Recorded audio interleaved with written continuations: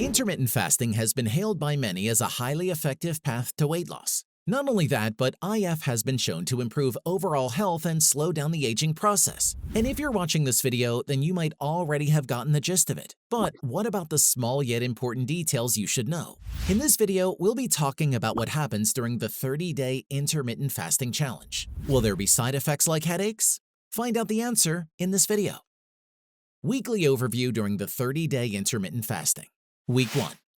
You might experience some headaches in the first week as your body adjusts to the fasting. Being hungry a lot of times is definitely normal. We suggest snacking on veggies like cucumbers and tomatoes and drinking lots of water because you'd be feeling thirsty.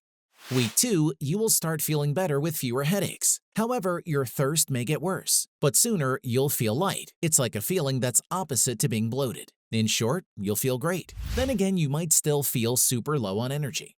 Week 3, in the third week, you'll find yourself losing weight. And probably the most noticeable thing about it is the absence of bloating.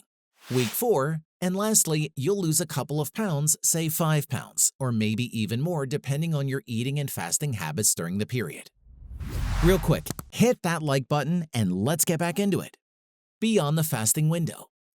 As important as the fasting window is, it's also just as important to eat the right things when it's time to break the fast. We recommend having a meal high in protein and fat but lower in carbs. This meal would help you feel full without spiking your blood sugar. Some great options for breaking the fast are eggs, whole-fat plain Greek yogurt, nuts, and steel-cut oatmeal with seeds and nuts. Once you're done fasting, consider making your breakfast a large meal, say around a quarter of your daily calories.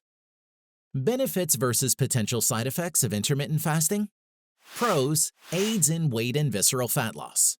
Improves blood sugar control, lowers blood pressure, reduces oxidative stress and inflammation, can benefit the heart, stimulates various cellular repair processes, can help prevent cancer, benefits the brain.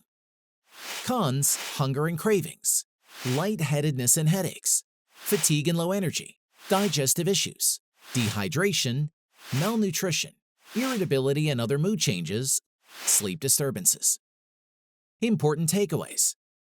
Number 1, it doesn't have to be all or nothing. There may be times you feel like you failed, but any change is a good step. It doesn't have to be 100% all the time. Don't give up on your intermittent fasting just because one day your schedule doesn't allow you to stick to it completely. Number 2, experimentation is the key. Intermittent fasting comes in several types. Some work better for certain people and others don't. Do your homework and pick whatever feels right. Or you can try some of them if not all. Number 3, give yourself time to find your pace. It's going to be hard at first, so don't immediately beat yourself up. It'll take time to adjust to your new routine. Let you and your body find their rhythm. Have you ever wondered what's better, fasting or eating less? Click this link to know the impact of fasting versus eating less on weight loss.